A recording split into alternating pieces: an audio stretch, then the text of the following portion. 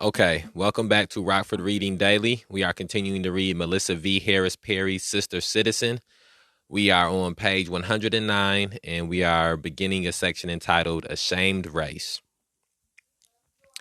In The Souls of Black Folk, W.E.B. Du Bois described the experience of being black in America as a constant awareness that others view one as a problem. Quote, "Between me and the other world, there is an ever unasked question. How does it feel to be a problem?" End quote. This observation captures shame as a defining element of African American life.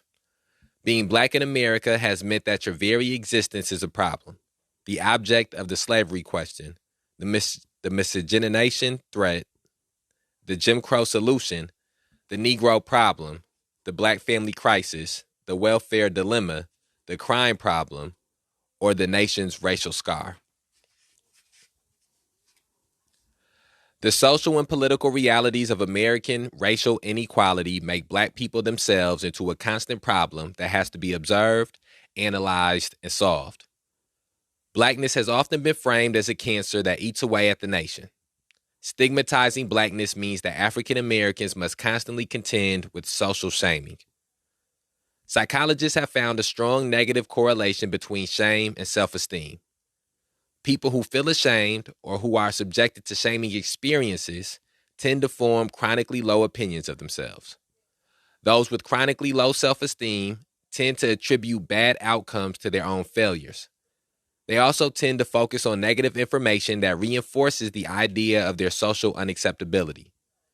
When researchers expose people with low self-esteem to words like unwanted, ignored, rejected, disliked, shunned, rebuffed, neglected, excluded, avoided, isolated, condemned, and disapproved, those individuals showed slower response times on a basic thinking task. The lesson echoes Du Bois. If you are constantly told that you are a problem, you eventually feel that you are a problem. And the more you feel like a problem, the more you notice negative feedback. It is harder to concentrate because you are working to manage the psychological effects of feeling ashamed. In this way, social rejection shapes experiences of the self and the world. The Jim Crow system forced constant shame on African Americans. In the decades following the end of slavery, white political majorities crafted a social structure to ensure that African Americans would have little opportunity for social, political, or economic equality. Quote, by World War I, white Southerners had created an intricate racial system of breathtaking complexity that left no action to chance. In the first place, it disenfranchised African Americans and legislated them into segregation. Then it moved from the political to the personal to guarantee white supremacy. The system offered a color-coded solution for every human deed and thought, from where one might urinate to how far one's ambition might soar. End quote. Jim Crow's tentacles, reaching into all arenas of black life, were a powerful mechanism for the production of shame. The disapproving audience necessary for shame was provided by contentious white surveillance of black public action. African Americans in public spaces labored under African Americans in public spaces labored under the rejecting gaze of white racism, which constantly reinforced the idea that black people were unfit for proximity to whites. Fears of miscegenation, miscegenation, is that what it is? I don't know why I'm not pronouncing that word right. I'm going to look that up after this episode. I got to stop mispronouncing that. Fears of miscegenation underscored the belief that blackness was a contagious disease that had to be quarantined. Separate and unequal public accommodations, from schools to water fountains, gave substance to the infectious undesirability of black people. In 1911, the Southern historian Philip Alexander Bruce defended segregation by pointing to the disgust white Southerners felt at sharing social space with black people. Quote, a feeling of repulsion was reflected in both measures, a repulsion aroused primarily by the instinct of race preservation. Only in the case of intermarriage, it was chiefly physical. In the case of coeducation, mainly ethical. The primary object of the statute requiring the separation of the race in public vehicles of convenience was simply to promote the personal comfort and safety of the whites. Conveyance. It was offensive to them to be brought in such physical contact with the new Negro, end quote. Thus, segregation was breezily justified as necessary for the comfort of whites, who could hardly be blamed for their distaste for contact with African Americans. Blackness was obviously a contagion to which whites should not be forcibly exposed. A black person did not have to commit any bad act. Simply being black in a restricted public space was a criminal act punishable by mob violence. Jim Crow insisted that black people assume a physical posture of shame in all of their dealings with whites. African Americans were expected to slump, hang their heads, avoid eye contact, and avoid bumping or jostling whites in public. For nearly 100 years, this legislated racial shame was enforced with the brutality of the lynch law. This was not reintegrative shaming. Jim Crow was meant only to stigmatize. It asserted that black people were malignant, that they should be ashamed of who they are, and that whites needed to be protected from unwanted exposure to blackness. The deep and lasting state-sponsored shaming of black people was part of a system of modernty. Jim Crow emerged first and most forcefully in urban spaces where blacks and whites lived, worked. Jim Crow emerged first and most forcefully in urban spaces where blacks and whites lived, worked, traveled, and played in proximity.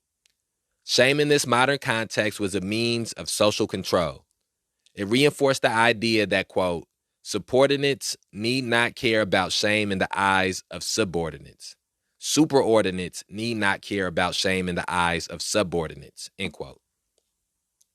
White people in the South were free to act within a broad range of acceptable behaviors, but blacks could operate only within a narrow space. Shaming is a profoundly modern exercise of power because only the inferior can feel ashamed. Although Jim Crow drew a bright line of legislated shame around the entire race, women were particular targets. Victorian sensibilities held that women were uniquely endowed with morality and ethics. Because they held authority in domestic matters, women were considered the tender sex whose delicacy required special dispensation in public spaces. The special treatment of fragile women was a signal of civility, and those who treated women rudely or roughly in public were labeled barbarians. But this courtesy was extended only to white women. Black women, regardless of class, education, or status, were potential targets of public abuse, ridicule, and mistreatment in the Jim Crow South. The permissible mistreatment of black women was a vicious form of collective shaming. One site fraught with this tension was public transportation. Historian Blair Kelly's Right to Ride vividly illustrates the shame imposed on black women who were shunted from ladies' cars on trains, trapped behind cages on streetcars, and refused passage on buses. By refusing to treat black women as ladies, Jim Crow meted out a gendered form of collective shame. So, what stands out in the section that we just read is the experiences of black women during Jim Crow times and during segregation times. There's a quote from Malcolm X that gets used a lot that resonated as we were reading through this, and that is, and this is sort of me, this is not verbatim, this is me trying to remember as best as possible, but he said that black women were the least protected and the most disrespected people in America. And that's something that we see playing out in the pages of Sister Citizen, and we see all the different ways that it has played out throughout American history and throughout the different time periods. And as was stated here in so many words, black women were used as a way to they weren't just disrespecting black women in an effort to disrespect black women, but it was done in an effort to disrespect all black people as a whole by using black women as the catalyst. There is also another quote from Malcolm X, which, again, this is not verbatim, but in so many words, he said that white men would do anything, or essentially white men would use violence whenever that they felt that white women were being disrespected. And a lot of times when you look back into the history of lynchings, and when you look back and you see the reasons that people were lynched, one of the commonalities is the false accusations and false allegations about things that black men did to white women, or things that black men, black boys even sometimes were accused of doing to white women, and how it made those white women feel, or them feeling threatened. Uh, and what Malcolm X said was that until black people and black men were ready to do the same things in defense of black women, that they would never be seen as men in the eyes of essentially of white America. And I repeat that to just say that even when you go back to the time periods in which these things were happening, there were people who were conscious and were aware of the way in which black women were being shamed, the way in which stereotypes were being attributed to black women, the way in which black women were being stigmatized. And I think one of the things that's important for us to do is to have a understanding of the critiques that black people and black women had of these different time periods, so that way we can articulate how, even though things may have shifted or things may have changed, things have not gotten better. A lot of times in this country, the concept of change is used interchangeably with the concept of better or progress. And there's a difference between, for anybody who's a sports, there's a difference between making forward progress on a football field or a basketball court and making lateral progress or moving to the side. And a lot of times in this country, what we've seen is that there's been just a moving to the side, whether that be through legislation or whether that be through culture or whether that be through societal norms and value systems. There has not been as much progression. There has not been as much forward progression as there's just been lateral progression. Okay, let's keep reading. Systematic, state-sponsored racial shame was central to Jim Crow, but it also continued throughout the 20th century and in locations beyond the South. The South may have perfected the system of racial surveillance and brutal repercussions for transgressing the racial code, but blacks in the urban North also found themselves the targets of state control. African Americans who came to Philadelphia, Chicago, Detroit, and New York during the Great Migration were easy targets for moral reformers. Scholar Hazel Carby describes America's response to the Great Migration as a moral panic resulting in the strict social and cultural policing of black women's bodies. Carby shows that both dominant white institutions and African American organizations and intellectuals subscribe to the belief that black women, if left unrestrained, were a threat to social order.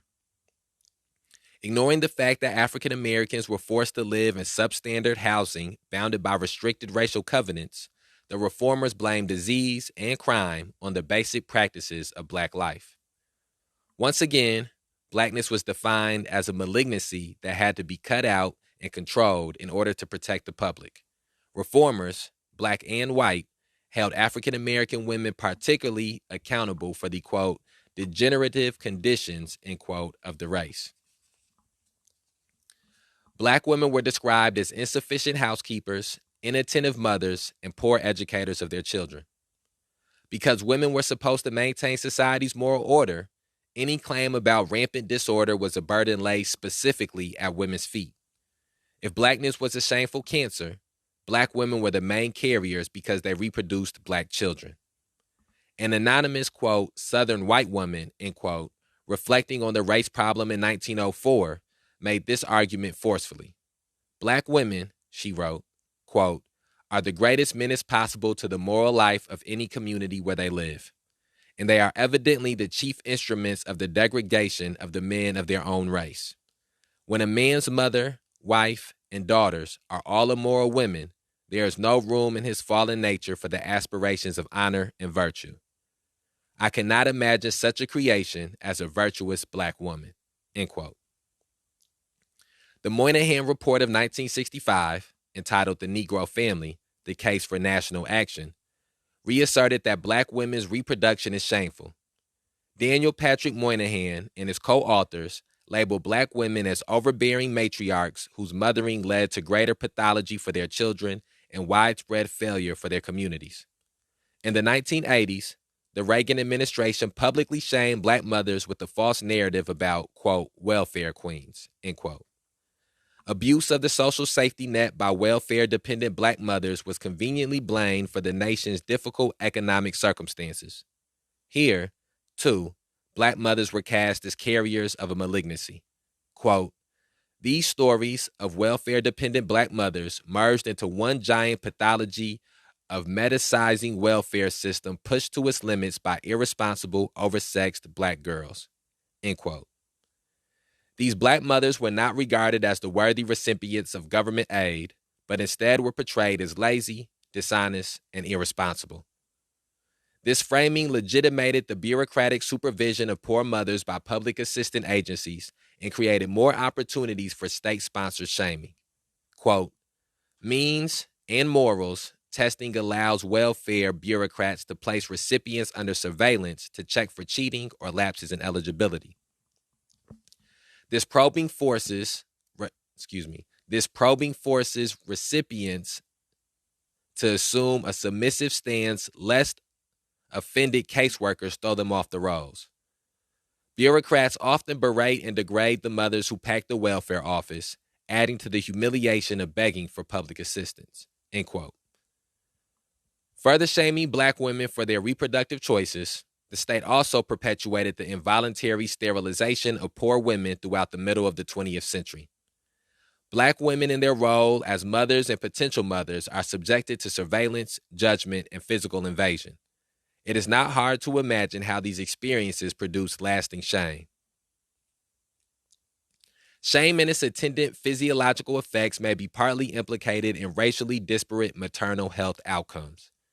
African American women are much more likely to have low birth weight babies, to endure infant mortality, and to have worse maternal health during their pregnancies and in the first postpartum year.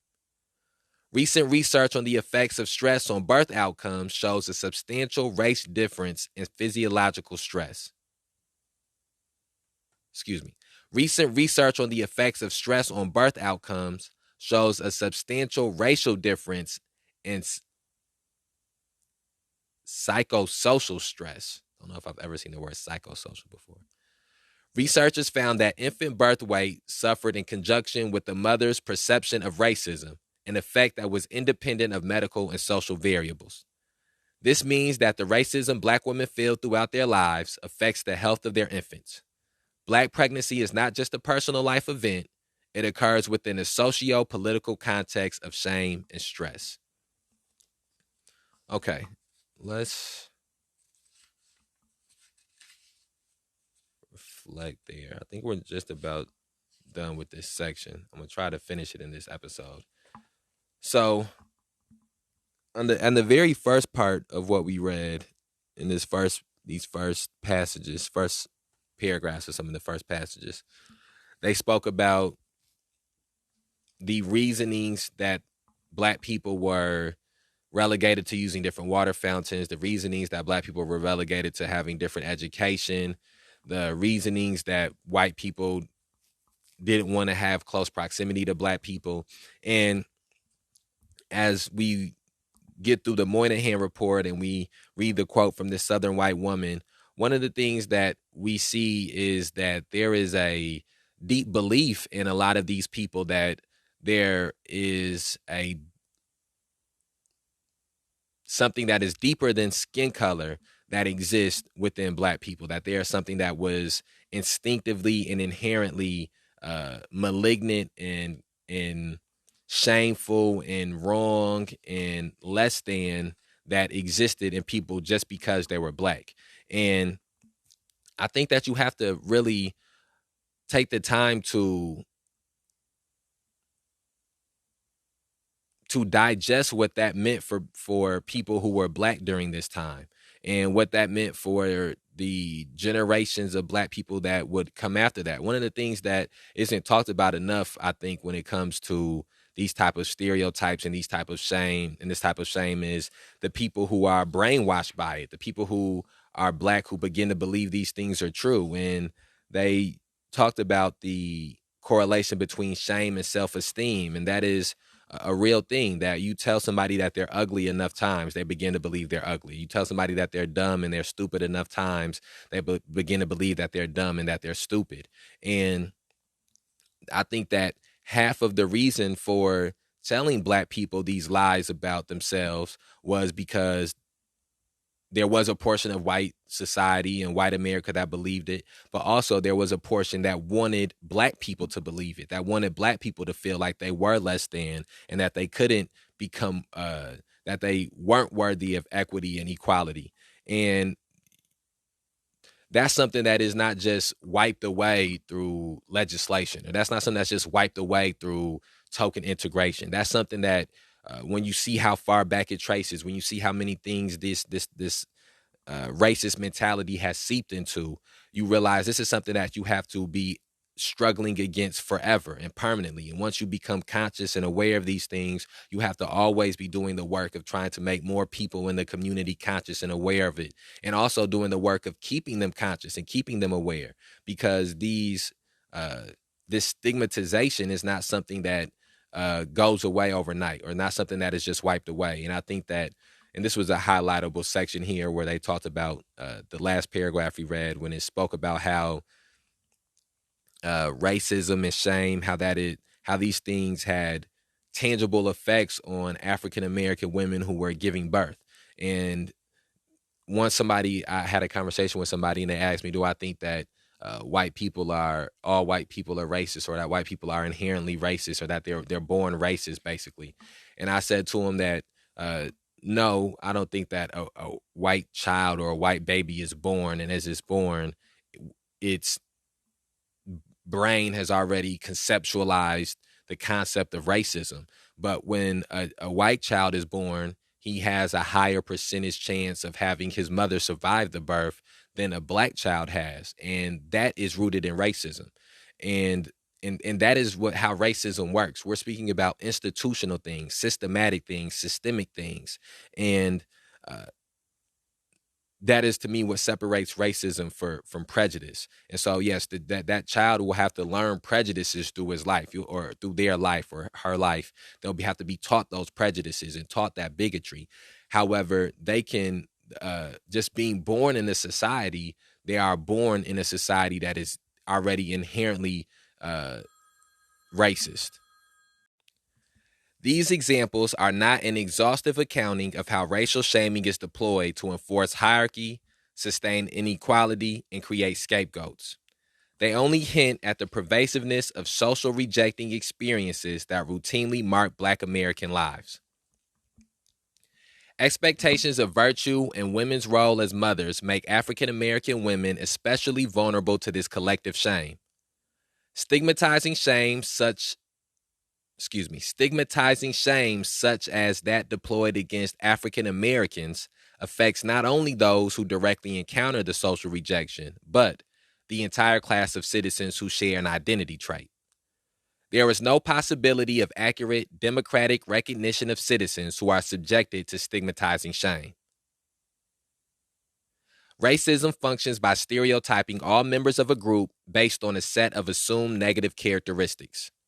This means that the shaming experiences of the welfare office affect not only the poor mother who encounters them directly, but all African American women, regardless of social class or marital or parental status.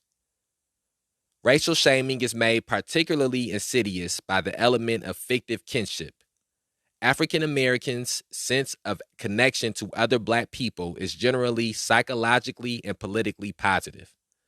Those with a stronger sense of Black identity tend to have higher self-esteem and better mental health, and they are more active politically.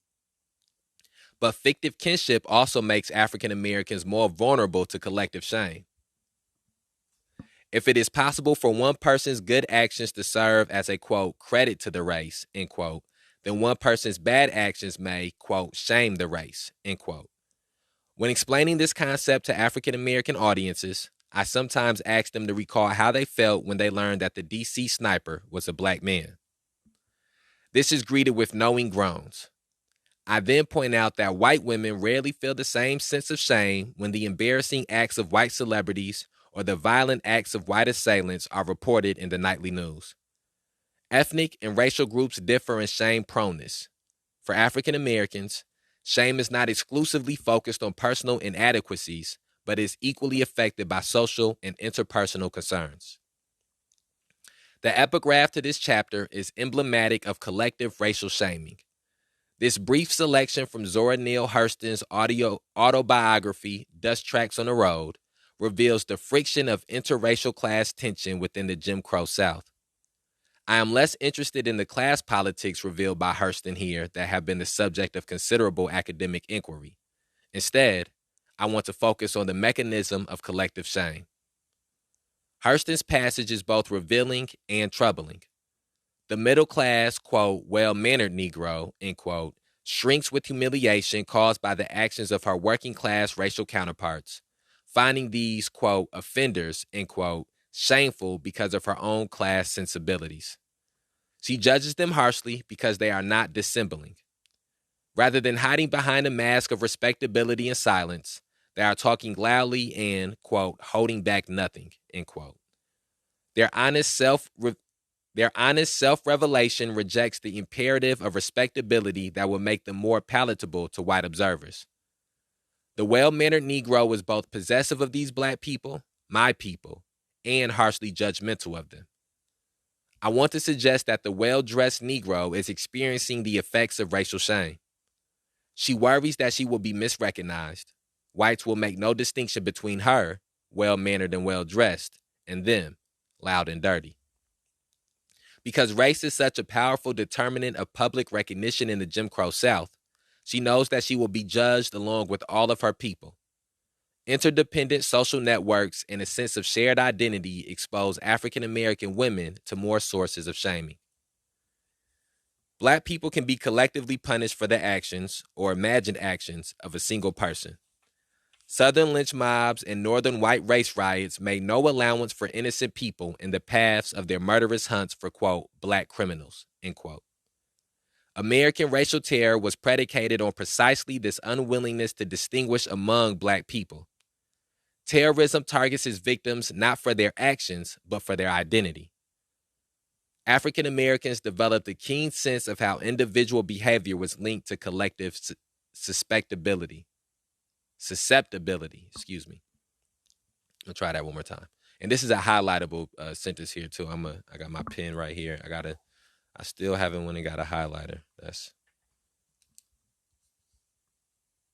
But the pen will work until I get the highlighter.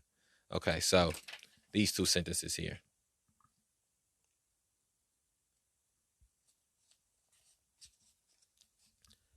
Terrorism targets its victims not for their actions, but for their identity. African Americans developed a keen sense of how individual behavior was linked to collective susceptibility. So highlight that if you're reading along. Contemporary black life is still marked by this corporate vulnerability. The myths, lies, and stereotypes perpetuated about any part of the race can have far-reaching emotional effects. Just as stories of courage and accomplishment induce pride, the stories of pathology or criminality induce shame. As the psychologist Stephen Dale Jefferson has written, quote, the difficulty involved in hiding such a readily apparent aspect of the self may leave many African Americans feeling exposed, and feelings of exposure are synonymous with shame, end quote. There is reason to believe that black women are particularly susceptible to stigmatizing shame. Laboratory research shows that women report significantly greater shame and guilt tendencies than men. Women were more likely than men to report a need to please others and to be liked, and social rejection therefore tends to result in greater self-denigration. When they are socially rejected, women experience more negative thoughts and feelings about themselves and report greater guilt and shame. Although racism shames all African Americans, women are both particular targets of shame and more vulnerable to its effects. Let's return for a moment to the stories of Eliza Galley and Shayna Kai Lee from Chapter 1.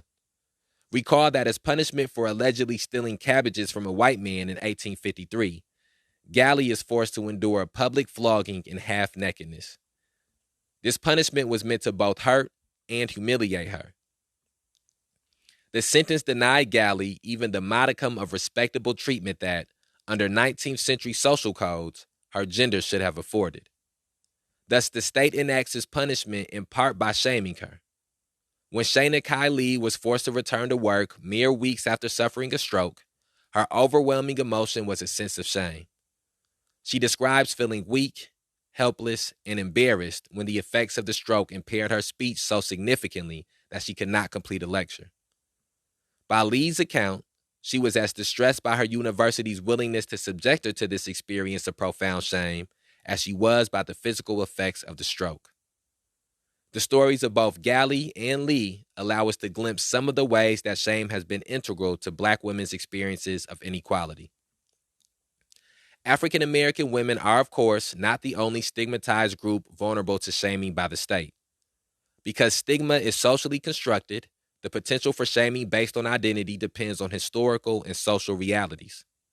Historians have used national shame to explain the political actions of Germany after World War I and of defeated Confederates after the American Civil War. The most extensive work on the political power of shame in contemporary America has emerged from queer theorists.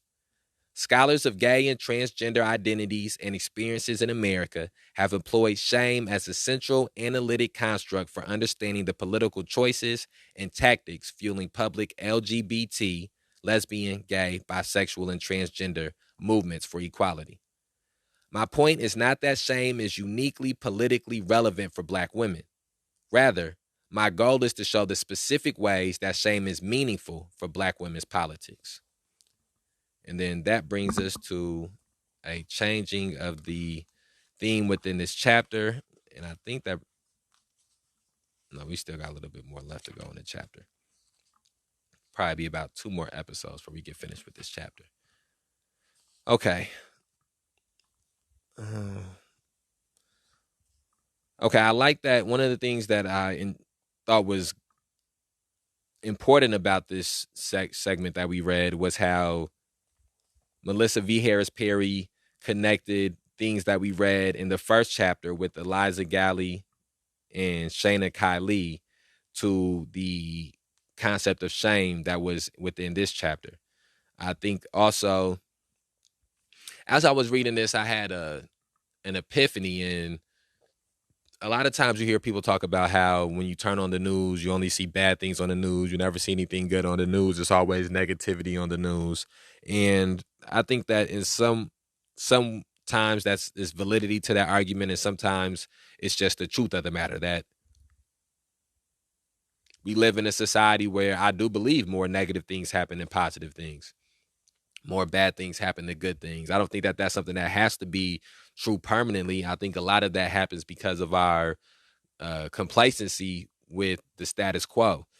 But when it comes to Black people particularly, I do believe that it is a political choice. It is a intentional choice to try to show the negative aspects of Black people or the negative actions of Black people or the Black community more in an effort to stigmatize, in an effort to shame, and that there is not as much emphasis put on the positivity that comes out of Black communities and comes out of Black neighborhoods and comes from Black people because of the things that we just pointed out. How, what's the word?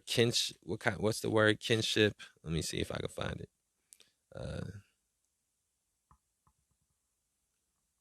Man, I hate that I can't remember that word. It's the first time I really heard this concept being used. Fictive kinship. Because of the concept of fictive kinship, because the idea that a black person or a group of Black people see a individual Black person or individual who is Black or a community who is Black do something that is uplifting, and it uplifts them, and do something that is positive and it makes them feel positive or makes them feel as if they can do a certain thing. I think that that is purposely not shown as much as the negative version of that, because they, just like we talked about before, there are people who would like for Black people to believe the only things that they can do are negative things, or the only things that they can do collectively are negative things. One of the common phrase will be, or a common saying will be, an event will happen and Black people will be there. Maybe a fight breaks out, or somebody gets shot, or someone stabbed. Some type of violent action will take place, and you'll hear people say, "Well, Black people can't never have anything, or Black people can't never do anything." And I think that is, and you'll see this event be publicized and highlighted more than an event where Black people get together and nobody gets hurt and there is no violence, which happens much more often than Black people get together and there is violence. But they politically, they want that belief to be ingrained in Black people's heads that if they get together or there's an event that is predominantly Black or in a Black neighborhood in a Black area, that some type of violence will come from it or something negative will come from it, to keep Black people from trying to do things in Black neighborhoods, to keep Black people from trying to do things that are positive for Black people, or to keep Black people from trying to have events that are predominantly geared towards Black people. And I think that we have to do the work of combating that. And the first way to combat those type of actions is having an understanding of why those things are taking place and why those things are happening. And so I'll end it with this quote. I can't remember who I heard this from. And again, this is in so many words. This person said this, but they said they tell Black people that, and I think it might be Stokely Carmichael, but Kwame Ture. He said that they tell Black people that Black people can't get along in hopes that Black people believe that they can't get along with other Black people, and so they don't try to organize with other Black people. And so we have to combat that ideology and combat that stigmatization and combat that shame. And so please share this on whatever platform you're listening to it on. It's been a couple of days since I had done one of these Rockford readings, and so I was a little rusty. I'm trying to get into a place of not taking multiple days off, but luckily we had multiple episodes pre-recorded, so we have not missed any days, and I'm going to try to knock out a few of these episodes here today, and hopefully I'll get into a better groove of articulating some of my perceptions of the things we're reading. So remember, we put these episodes out on a daily basis to provide you the opportunity to begin and further in the journey in the struggle against police terrorism, mass incarceration, and racial injustice. Talk to you tomorrow.